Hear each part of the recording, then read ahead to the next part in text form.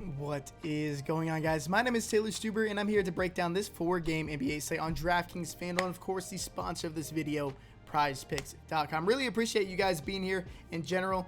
Over 40% of my viewers aren't even subscribed to my channel, so make sure to check that button. If you haven't subscribed already, make sure to do so. And then liking this video and commenting below with your favorite play of the day. Start a discussion. That helps me out more than you could possibly imagine. I do provide this content for completely free. And if you want further, more advanced content for completely free, by the way, make sure to join that Discord down below. The link is below. Almost 1,000 members over there. I provide my daily team-by-team notes, which are already provided in there as you're watching this video, as well as my cheat sheets, full FanDuel lineups, and I do live stream an hour before on twitch.tv/TaylorStuber, an hour before lock. So very vital to be in there with all the breaking news and all the COVID situations that we've got recently, and we're going to continue to have throughout the rest of this year and season. But yeah, let's just jump right into the slate.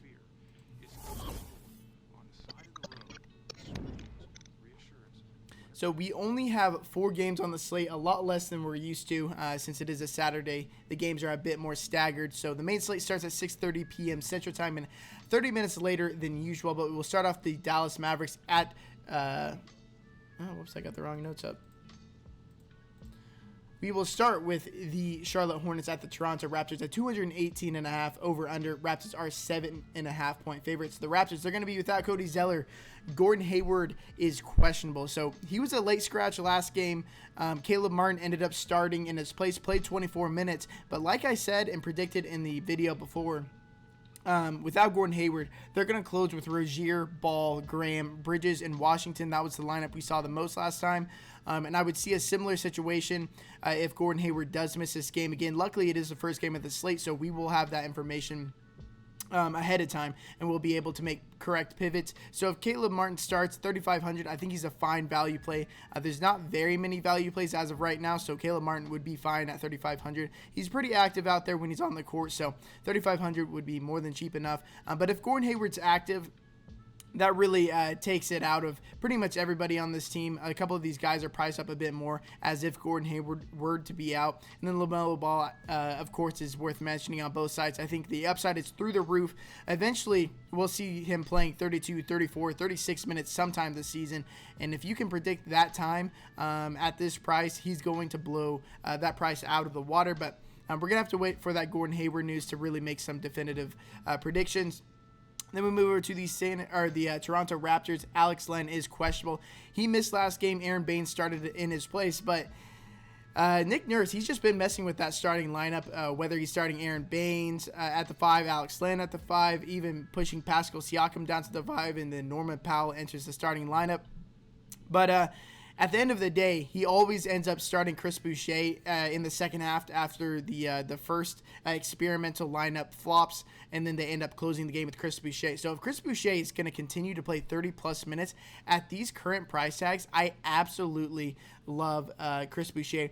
This year, he has a 21.5% use rating, 15.9 total rebound percentage, 1.4 fantasy points per minute. So if you're getting 1.4 fantasy points per minute against a poor Charlotte Hornets defense, a game that's supposed to be competitive, and he's going to play 30-plus minutes, and in all honesty, Nick Nurse likes running his guys big minutes, so we could potentially see him playing 32, 34 minutes if he does indeed grab the start. Only 6,900. Absolutely love Chris Boucher. And then the rest of the starters like Siakam, Van Fleet, Lowry, and OG Anunoby should all continue to see 36-plus minutes in competitive games, barring injury and foul trouble, of course.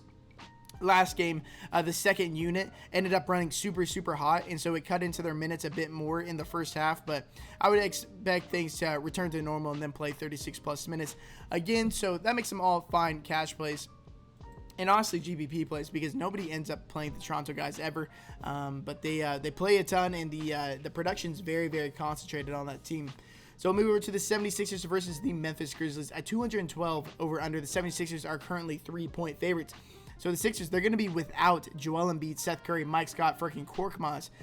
So that's going to open up a ton. Joel Embiid leading the team in usage, total rebound percentage. So a lot of rebounds and usage to go around.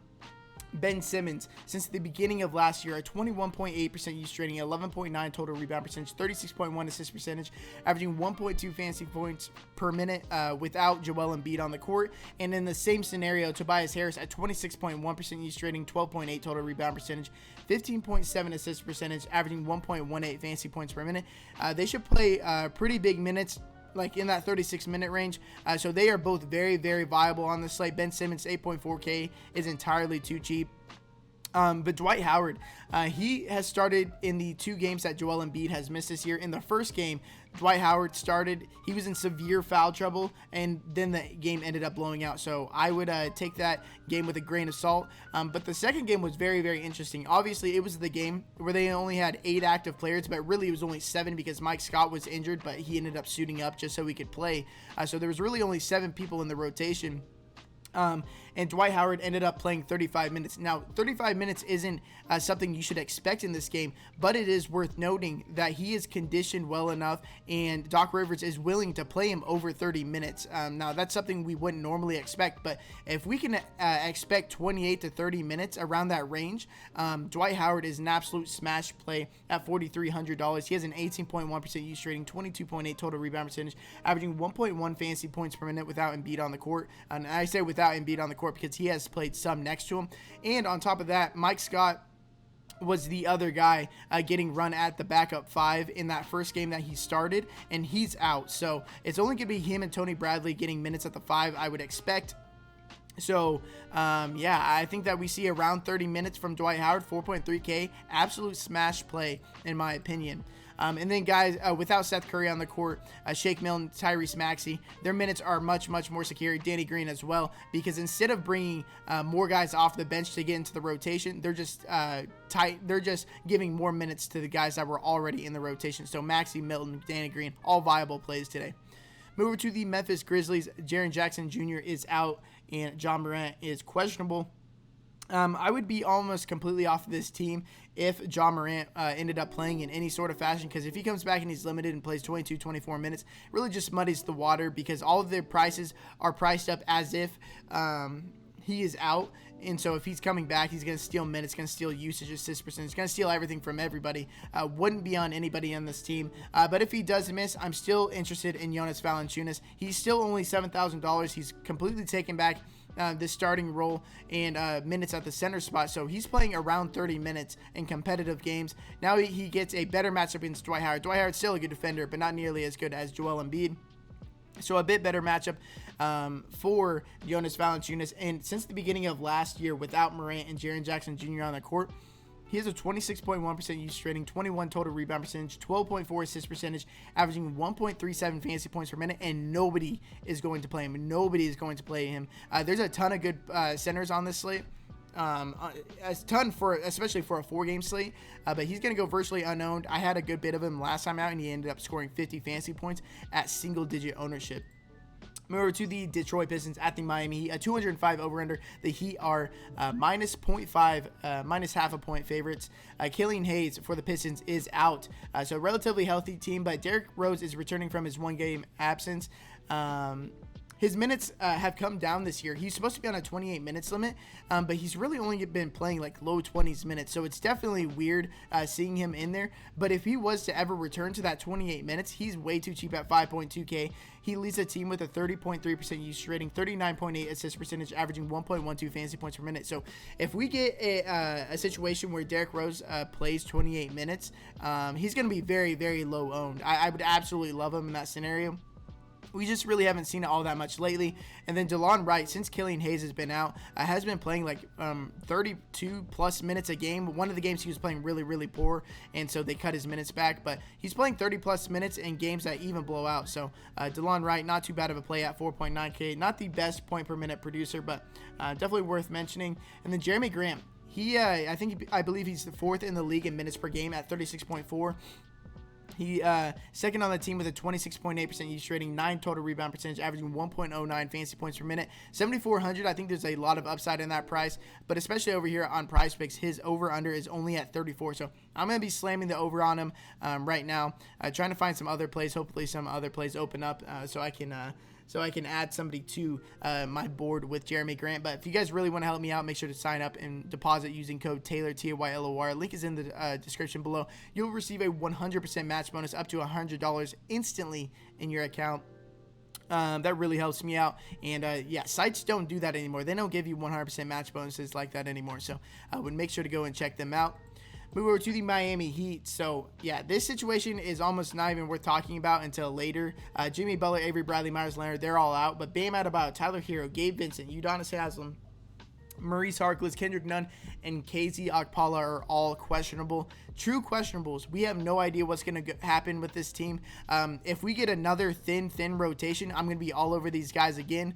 But if that's not the case, if we get a more healthy squad, I'm probably going to be avoiding them because most of their prices have risen because the recent games have been so thin for them, and they've been getting more minutes than they would if the games were if the team was a lot healthier. So we will go over that a bit more on the live stream later tonight. And then the game with the highest over-under by a good 20 points in a game you should really be focusing on today. The Atlanta Hawks at the Portland Trailblazers, a 236 over-under. The Blazers are 4-point favorites. So the Hawks, they're going to be without Danilo Gallinari, Bogdanovic, and Chris Dunn. So without Gallinari and Bogdanovic, that opens up a ton of minutes for the forward spots, especially for Cam Reddish, Kevin Huerter, and DeAndre Hunter. But Cam Reddish is the guy I really want to focus on. Only 4,600, returned to the starting lineup since Bogdanovic is out for a while. He has a 19.6% usage rating, 8.3 total rebound percentage, averaging 0.8 fantasy points per minute. But it looks like he's going to play like anywhere from 32 to 36 minutes a game. 4.6K for him over here on DraftKings. On FanDuel, he's 4.5K. One of my favorite value plays on the slate. So absolutely love Cam Reddish today. And then Clint Capella, he's dealt with so many foul games that have blown out or foul trouble that he hasn't really reached his upside just yet. But it looks like he's going to play around 30 minutes. And he has a 17.6% usage rating, 23.8 total rebound percentage, averaging 1.15 fantasy points per minute. Way too cheap at 6.7K. Love Capella today. And then Trae Young. Nobody's going to play him because he's been in so many shit scenarios so far this year, but he's only 8.9K. That is a crazy price tag for him. A 32.3% usage rating, a 40.2 assist percentage, averaging 1.26 fantasy points per minute. People have been getting burned by him, and so have I lately. But I'm going to continue to play him. I'm not jumping off the bandwagon because the rates are still there. This game is by far the highest over-under on the slate, the second highest implied team total on the slate. Love Trae Young today. In cash games, I'm a bit skeptical, but in GPPs especially, he's going to be so low owned because of the recent performances from him. I absolutely love him. And then John Collins, when he's playing next to Clint Capella, his rates and fantasy points per minute absolutely drop just because he's not getting as many minutes at the 5. And then we move over to the Trailblazers. So Yusuf Nurkic is out. Zach Collins is out. Two of their big men are out. Collins has been out for the entire year. But Nurkic has been dealing with foul trouble and injuries all year anyways. But he has a broken wrist right now, so he's going to be out for a while. Enes Kanter should enter the starting lineup. He's 5.6K. This year he has a 19.7% usage rating, 24.4 total rebound percentage, averaging 1.25 fantasy points per minute.